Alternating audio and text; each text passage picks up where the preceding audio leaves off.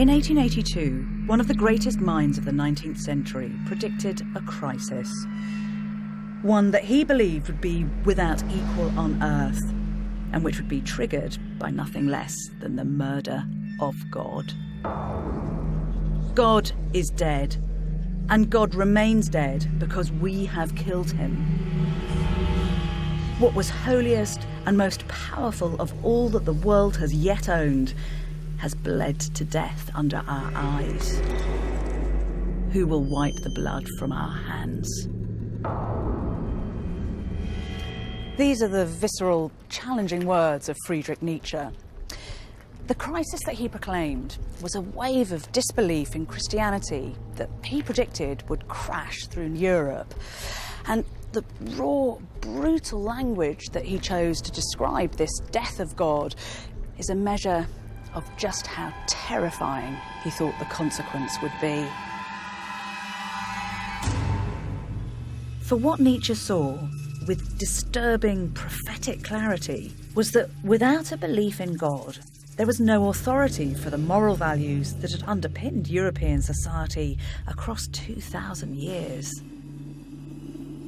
He was declaring our freedom from God, our mastery of our own fates.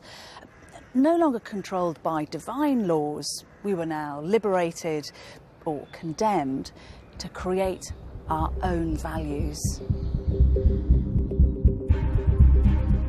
But what haunted and tormented Nietzsche was his realisation that this was a freedom that came at a terrible price.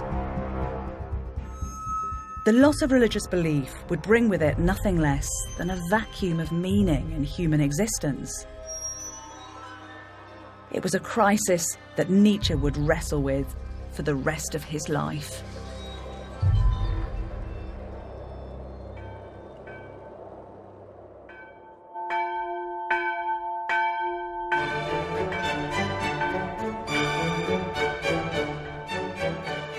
The childhood of the man who would come to call himself the Antichrist was, with no little irony, one infused with the joy of Christianity. When Nietzsche was just 9 years old, he heard Handel's Messiah for the first time. And he said he felt he had to join in the joyful singing of the angels on whose billows of sound Jesus ascended to heaven. The man who would spend his life as an adult with a mission to attack everything that Christianity stood for started off in life as the son of a Lutheran pastor, here in the very cradle of Protestant Christianity.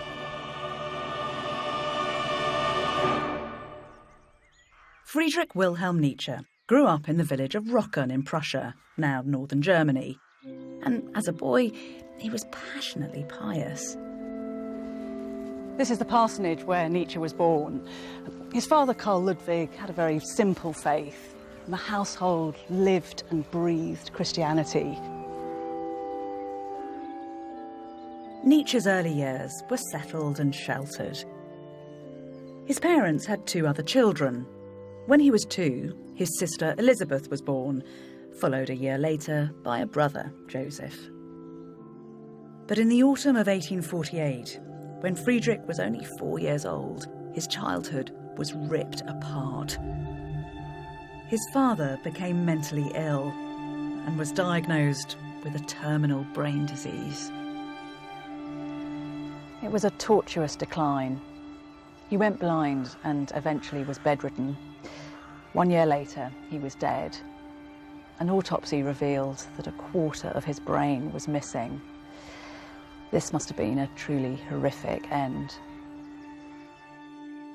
The suffering of his beloved father marked Friedrich for life.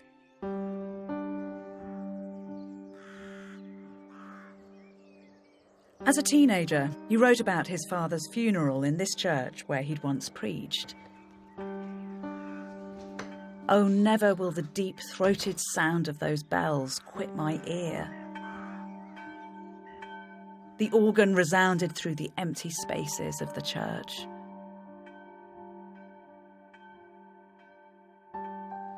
For Nietzsche, the death of his father posed a profound question.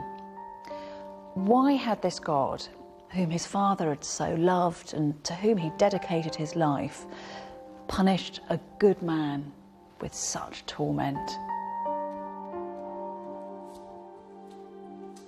It was the start of a journey into doubt that would come to define Nietzsche's life.